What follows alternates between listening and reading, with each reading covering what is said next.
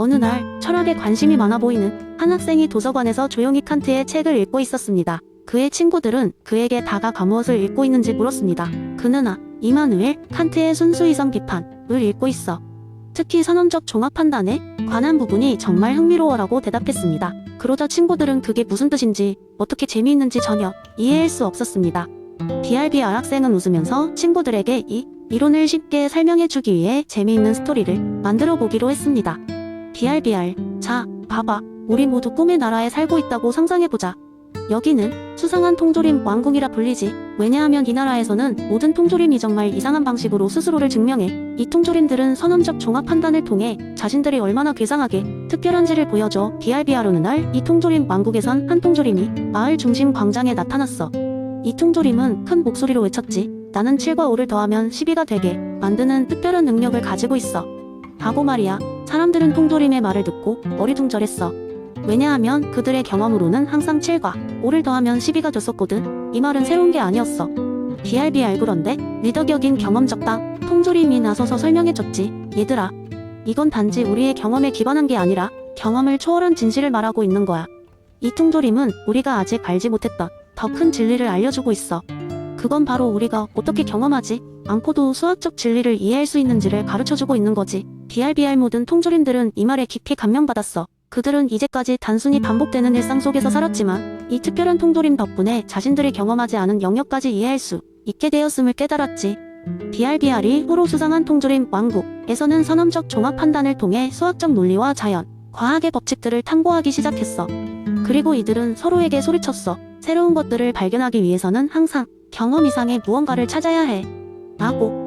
BRBR 이렇게 수상한 통조림 왕국의 이야기는 선언적 종합 판단이 어떻게 경험을 넘어선 진리를 탐구하는 대필수적인지를 설명해 주었지. 친구들은 비로소 칸트의 이론이 얼마나 흥미로운지 이해할 수 있었고 그 학생은 자신이 더 많은 철학적 개념들을 탐구하고 공유할 열정을 얻게 되었어.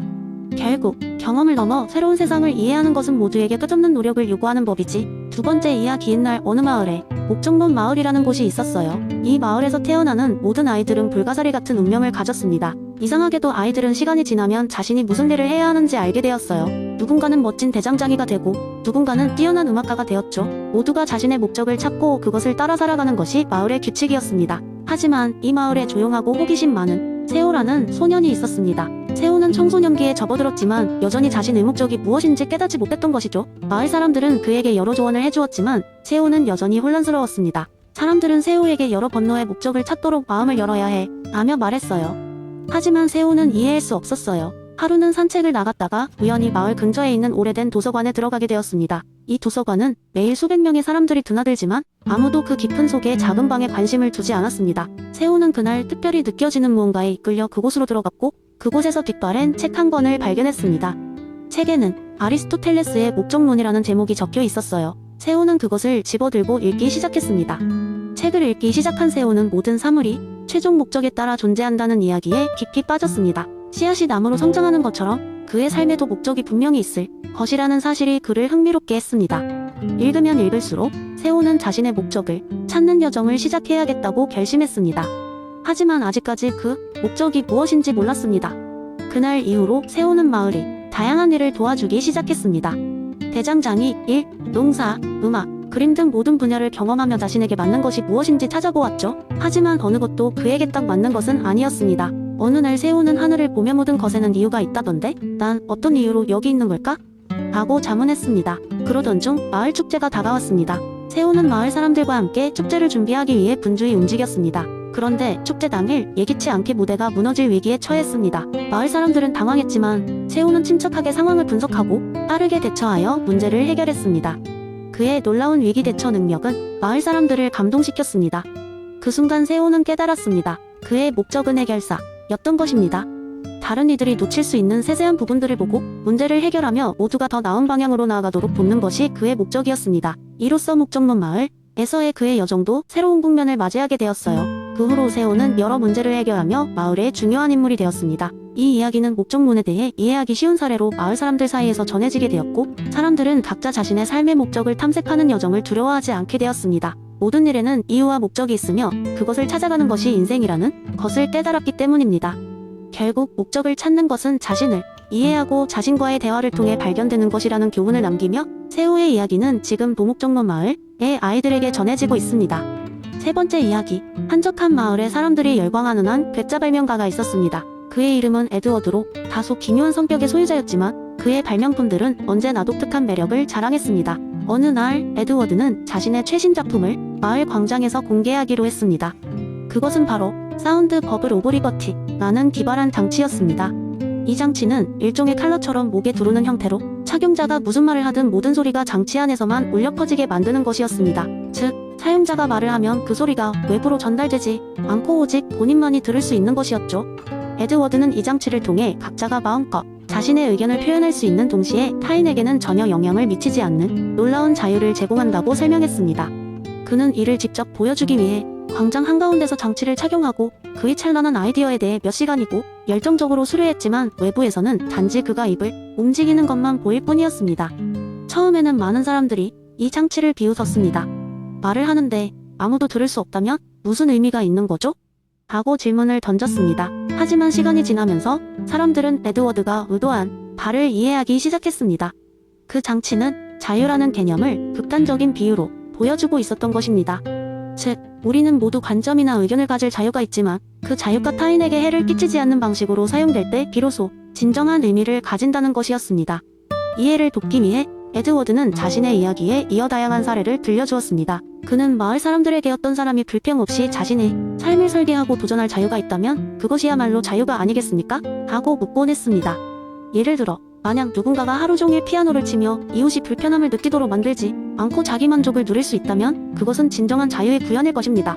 점차 마을 사람들은 에드워드의 메시지를 이해하게 되었고 그의 사운드 버블 오브 리버티는 단순한 장난감이라기보다 철학적 교훈을 전달하는 매개체가 되었습니다. 그리고 결국 이 장치는 많은 사람들이 자기 성찰의 도구로 사용하게 되었습니다. 사람들은 이 장치를 착용하고 속마음이 대화를 하며 자신의 생각이 사회에 미치는 영향을 고민하게 되었습니다. 에드워드의 이 독창적인 접근은 존 스튜어트 밀의 자유론에 대한 흥미로운 실험이 되었습니다. 그의 발명품이 단지 그 자체로서의 가치를 넘어서 개인의 자유와 사회적 책임 사이 미묘한 균형을 일깨워주는 계기가 되었습니다. 이는 마을 사람들이 서로의 다름을 존중하는 폭넓은 이해와 성숙한 사회적 관용을 키워나가는 데 큰 기여를 했습니다. 마을은 더 자유로워졌고 사람들은 더 행복해졌습니다. 그리고 그 중심에는 언제나 만면에 미소를 가진 채 자신의 발명을 관찰하던 에드워드가 있었습니다. 네 번째 이야기, 옛날 옛적 산골짜기 깊숙한 곳에 작은 마을이 있었습니다. 이 마을의 주민들은 모두가 동일한 신비한 능력을 가지고 있었는데 그 능력은 바로 상상하기였습니다. 그러나 그들이 상상할 수 있는 것은 단 하나, 그것은 바로 완벽한 원이었습니다. 날마다 마을 사람들은 모여 앉아 그들 각자의 완벽한 원을 상상하곤 했습니다. 그러나 그들은 곧 깨달았습니다. 아무리 노력해도 그들의 머릿속에 떠오르는 원은 완벽하지 않았습니다. 어떤 원은 조금 찌그러져 있었고 어떤 원은 매끄럽지 않았습니다. 주민들은 이 불완전함을 슬퍼했습니다. 이 완벽한 원은 대체 어디에 있는 걸까? 그들은 이렇게 물었습니다. 이 마을엔 플라톤이라는 이름의 현자가 있었습니다. 그는 마을 사람들에게 이렇게 말했습니다. 이곳 물리적 세계의 모든 원이 불완전한 이유는 이해해야만 한다. 우리가 상상하는 원은 완벽한 원의 이데아, 즉 이상적인 형태를 반영하는 그림자에 불과하기 때문이지. 완벽한 원은 저 높은 이데아의 세계에 존재하고 우리는 그저 그 진리를 탐구하는 사람들일세. 오랜 시간 동안 마을 사람들은 플라톤의 설명을 이해하며 지냈습니다. 그러던 어느 날 한 젊은 예술가가 마을에 나타났습니다. 그녀는 사람들이 상상했던 그 완벽한 원을 그려보겠다고 선언했습니다. 그녀는 전설적인 이야기와도 같은 그 완벽한 원을 그릴 수 있을 것이라고 확신했습니다. 마을 사람들이 모인 가운데 예술가는 큰 캔버스를 펼치고 원을 그리기 시작했습니다. 그런데 신기하게도 그녀가 그린 원은 모두 조금씩 비뚤어지거나 모서리가 매끄럽지 않았습니다. 마을 사람들은 실망했지만 예술가는 미소를 지으며 말했습니다. 이게 바로 우리가 있는 이곳, 우리의 세계가 가진 소중함이라네. 모든 것이 불완전하지만 그 불완전함 속에서 결국 완전함을 추구할 수 있는 것이니. 마을 사람들은 생각에 잠겼고 결국 그 말에 고개를 끄덕였습니다. 그 후 마을 사람들은 더 이상 완벽한 원을 상상하려 고군분투하지 않았습니다. 대신 그들은 눈앞에 있는 불완전한 원들을 칭찬하며 그 속에서 나름의 아름다움을 찾기로 했습니다. 그 불완전함 속에서 완전함을 추구하는 과정이야말로 삶의 진정한 의미라는 것을 깨달았기 때문입니다. 그 마을은 결국 상상의 마을에서 현실을 살아가는 마을로 변화하게 되었습니다. 그리고 그 과정 속에서 플라톤의 이데아로는 그들의 마음속에서 하나의 진리로 자리 잡았고 그 진리를 통해 인간의 한계를 넘어서려는 노력은 계속되었습니다. 마을 사람들은 플라톤이 말한 이데아에 세계를 품고 살게 되었고, 그것은 이제는 단지 철학적 고찰이 아니라 그들의 삶의 방식이 되었습니다. 그리하여 그들은 영원한 불완전함 속에서도 완전함을 찾아 나갈 수 있는 힘을 얻었습니다. 그리고 그 힘은 마을을 넘어 세상 전체로 퍼져나갔다는 전설이 있습니다. 그곳에서는 아무도 완벽한 원을 그릴 수 없었지만 모두가 자신의 불완전함 안에서 완전함을 추구하며 행복하게 살았습니다.